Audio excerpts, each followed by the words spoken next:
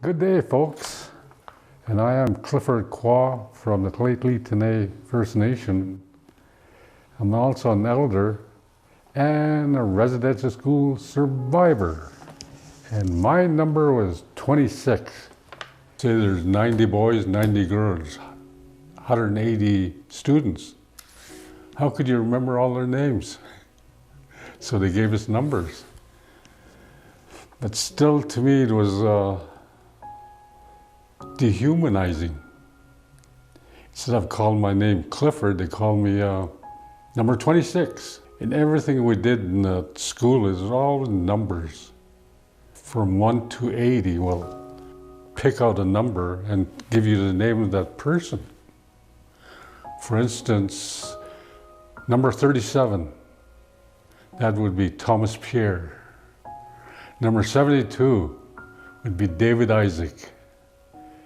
Number 45 would be my brother Peter Qua.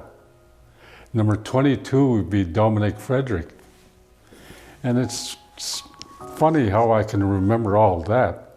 And yet, as I went going through school, I blanked most of my experiences, blanked it out.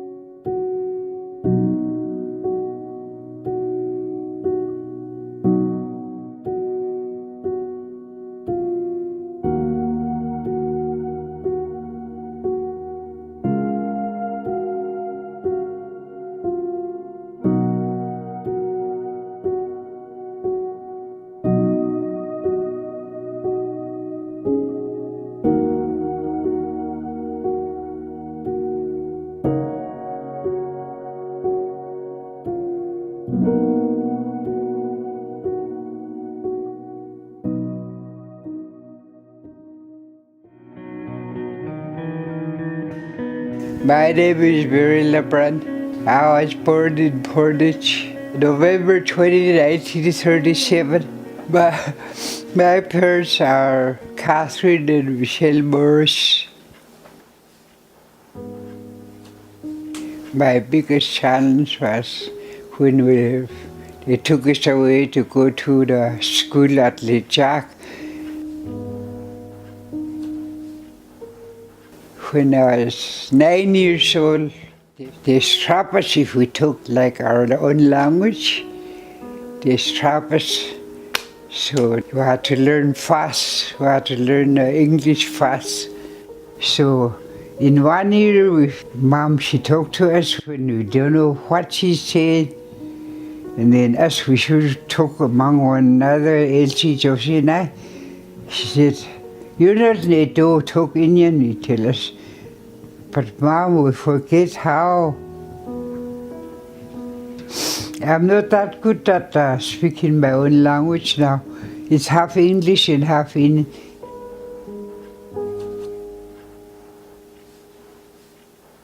To help my mother, they took me out of Lejac. I was 12, 13. One day we were coming back from the smokehouse. There was Mom and Dad, me and Violet. Then Mom, she said, "You know, I should worry about the kids there in the docket."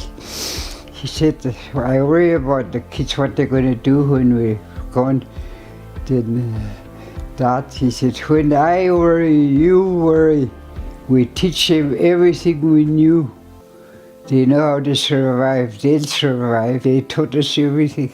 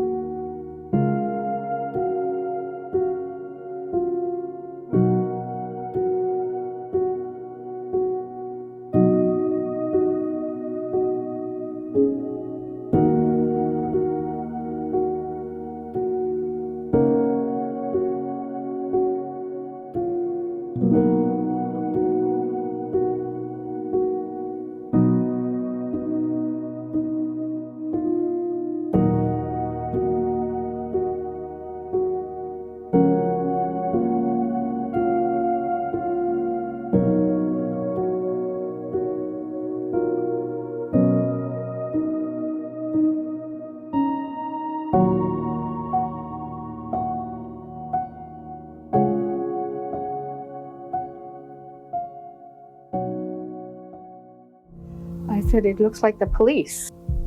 And he says, "Ma'am, I have a document from the federal government of Canada. It says that your child has to go to school in September at the Lejac Indian Residential School." He says, "Ma'am, if you don't comply with the regulations, you're going to jail, you and your husband." I went closer to her and I tugged on her dress and I wrapped her dress around me. It was scary, it was frightening. I was scared of it, and I didn't know what to expect.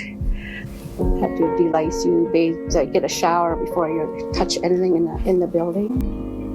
After that, on the agenda was you had to get your hair cut. Long hair in our First Nations belief system, it's sacred. Our hair is sacred.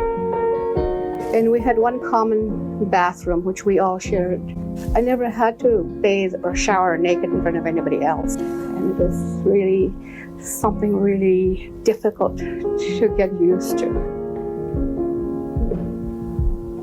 It was a huge brick building with massive windows, a big church beside it. On the left side was the dormitory on the floor and the dining room. And on the second floor was classroom. Third floor was our girls' dormitory. I was speaking my language fluently when I was a child. When we got to the residential school, we were not allowed to speak our language at all. If they found out that we spoke our language, we'd get punished. It was usually corporal punishment. I remember I got strapped mainly because I was defending other people, defending myself, or defending the cause. Most of them did not understand our culture, our ways. So whatever we did, a lot of times we were sinning.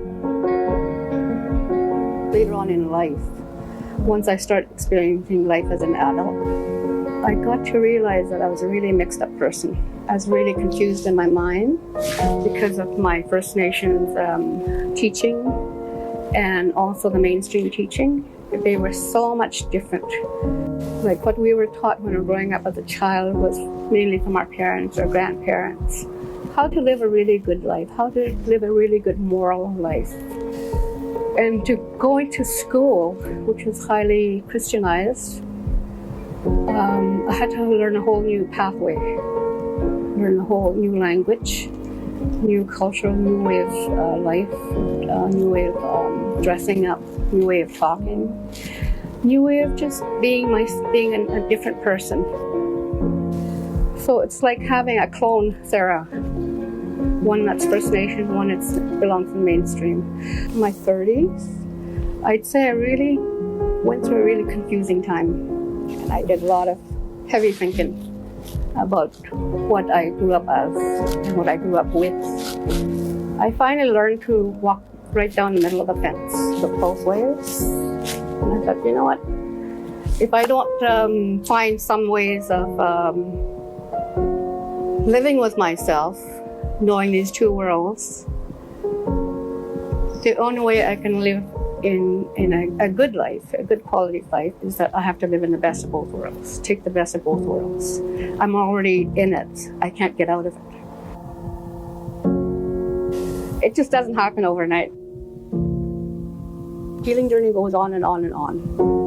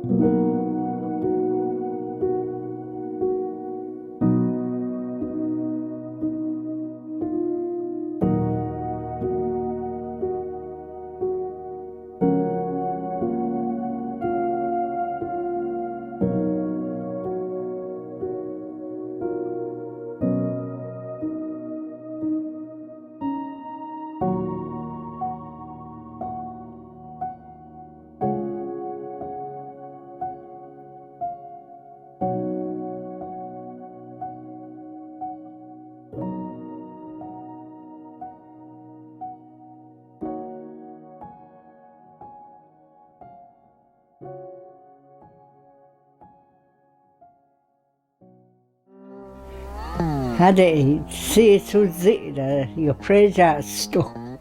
That means my name is Fraser. The biggest change in my lifetime when I went to Lejac, that's in residential school. I didn't like that, but I had to go there.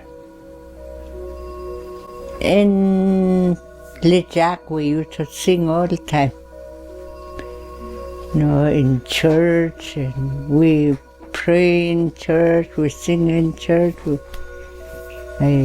So that's why I never did want to learn any Indian songs. Stayed there 10 years.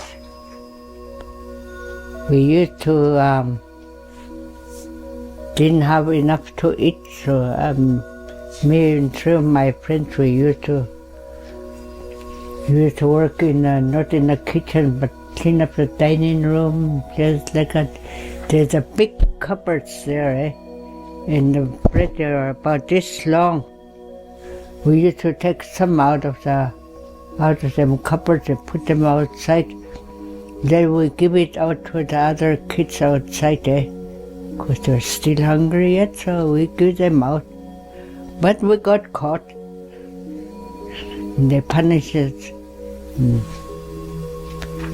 They were really strict then. 8 or 9 years old, went to Lejac. We were not allowed to talk our language. We were never allowed to talk our language, or else they would strap us for it. So that's why, you know, most of the people my age, most of them, they don't know how to talk their language, because some never made it home, you know that. A lot of them died in Lejac. They never made it home. Did any of your kids have to go to residential school? No, I won't allow it. Because I know what I went through in Lejac, so I didn't want my kids to go through Lejac.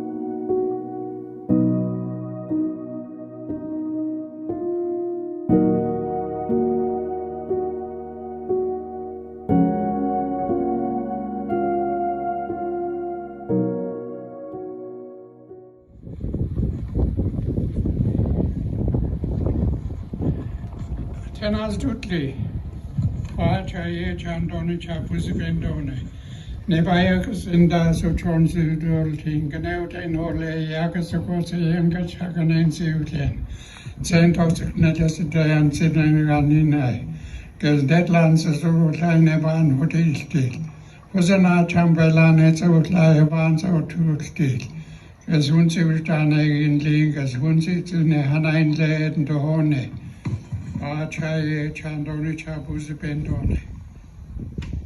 She was just beautiful. She didn't. You can't tell what she went through. It took Darlene Isaac decades of ceremony to come to grips with the memory of her mother, memories of abuse dating back to when Isaac was just 5. She was angry all the time, and when she would hit me and abuse me, her eyes would go black. Recently, Isaac has been learning from elders the extent of the rape and abuse her mother faced at a residential school when she was a child in the 1940s. And I remember one lady telling me a couple of weeks ago, she goes, I remember your mom. She said, I remember what was done to her, and it was so horrific. Nobody deserves to go through what she went through. There was no residential schools. My mom wouldn't have drank herself to death 6 days before her 40th birthday. For Isaac, writing has helped with the healing, and she believes action is finally coming. Because we have the whole world behind us now, their government can't, just shut up and sit back and can't sweep it under the rug anymore, right? And I don't have to be ashamed to be a Native anymore either. I don't have to wash myself with bleach like I used to. Now proud of a history and a culture she's run from for decades.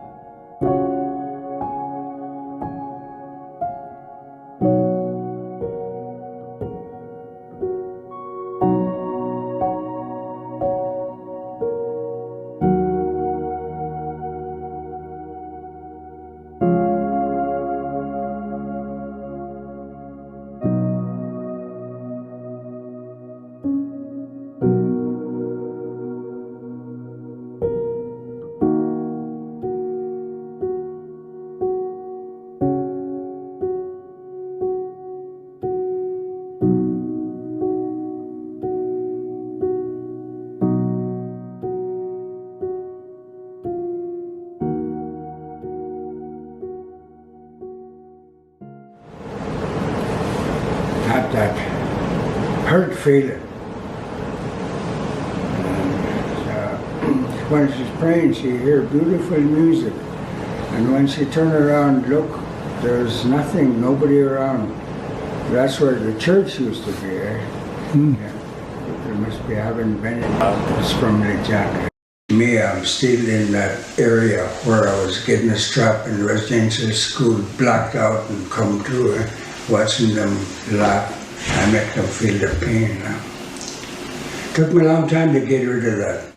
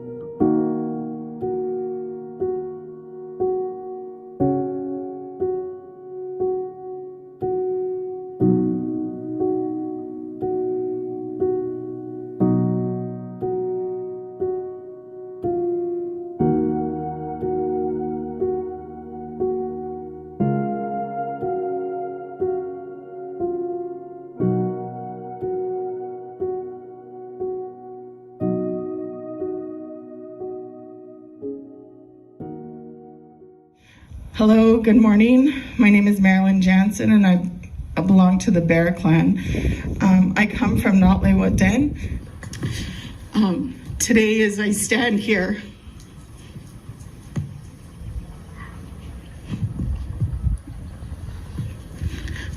I remember all four of my grandparents who went to residential school. And most specifically, my grandmother, Cecile Ketlow. She went to both Lejac and Kamloops.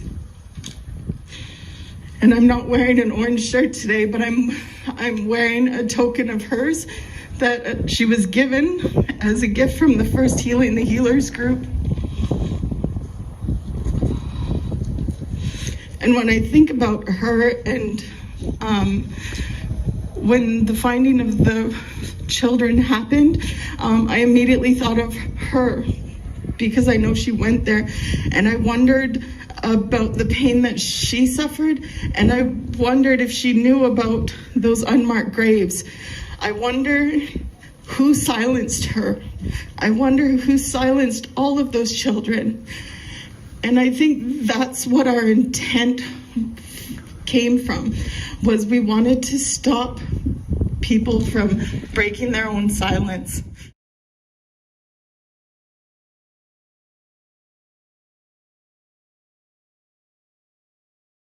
We've all suffered enough. The policies of the colonial government, the laws on Indigenous peoples in this country that put those children in unmarked burials, those laws are still here. We continue to struggle on a daily basis, trying to reestablish our identities, our culture and heritage, our languages, our values and beliefs. I am a sun dancer. I've been doing it for 23 years now. After residential school, I was in a really bad place. I am a survivor, yes. I was hurt 6 times at the Williams Lake St. Joseph William Mission. And I'm very fortunate to be standing here. I'm one of the lucky ones that made it home. Every day I pray for the people, the children that never made it home, their parents, their communities, their nations. My healing process is going to be a lifelong process. It's going to take me, it's a lifelong process. I have grandchildren now, 7 grandchildren, which I now take really good care of. And I'll make sure they're always under my wings, that they will never experience what I have experienced. Healing, the way I approached it, is to decolonize myself.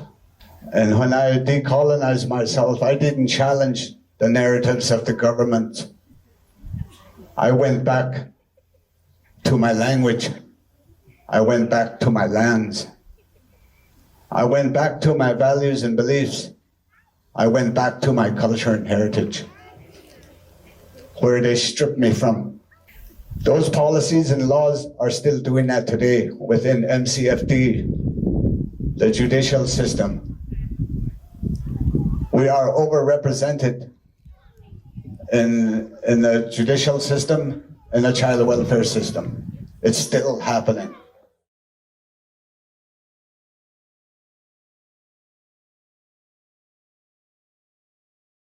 Those laws and policies on Indigenous peoples are still here.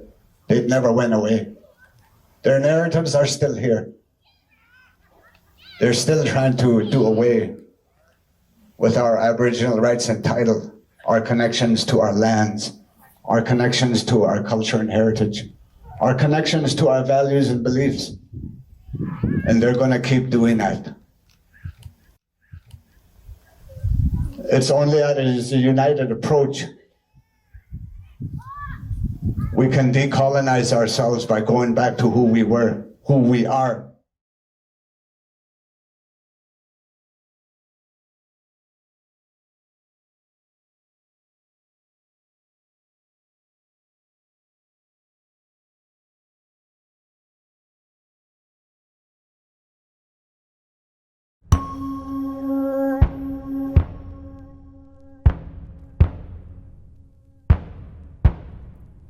Yakasta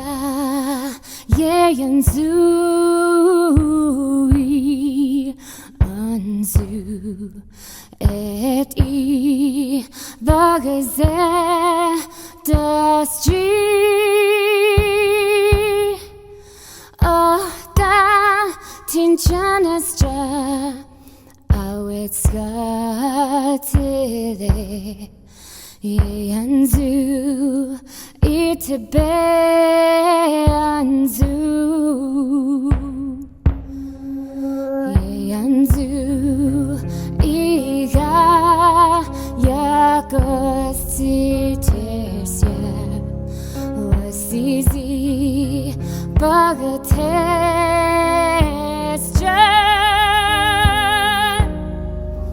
Oda Tinchanastra Awet Beildanasi Et Hoa Yakos Tesya Sizien Nemuditi Ani Oda Baganek is true at Hawa Tianinda Ani Sosni Yanzu Itabe Anzu Ganzen Watan Tincha Nustin Baganek Ane Testen Yeyanzu Ibaga Ithas Hotesna Awe Nedzi Dagas Yagasta Yeyanzui Hanzu Edi Bagaze Dasji Oda Tinchanastra Awetskatide Yeyanzu Itabe Anzu